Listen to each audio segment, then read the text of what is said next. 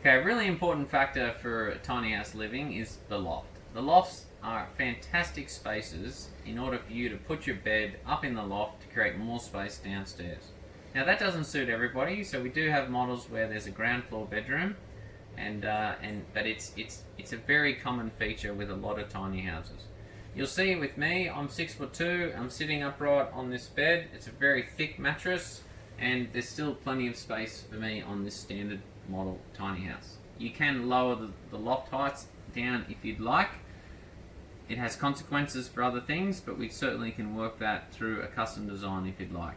A really important factor for a loft, I believe, is a skylight. You don't have to have a skylight. It's not for everybody, but I certainly recommend it.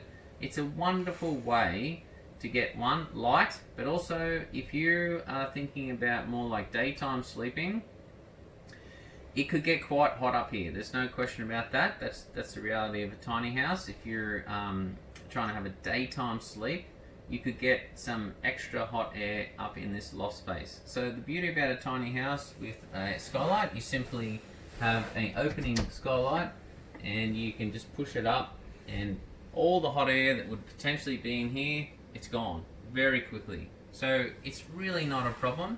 If you're looking for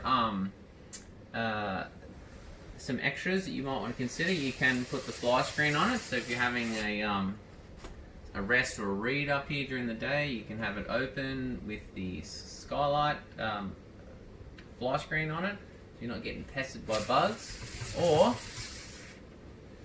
there is an extra feature if you'd want, which is a blockout blind. So if you're looking to sleep in on a Sunday morning and you don't want to get pestered by the sun, then you can completely block it out. So these are all little features that you can add. We do use two different skylights depending on the pitch of the roof. If it's your typical pitch, we use a Velux. If it's a flat roof, we use a company in Melbourne called Handy Light, and they make a very similar system. It's just rated for a different pitch on the roof. So both skylights open, both can come with fly screens, and both can come with blockout blinds.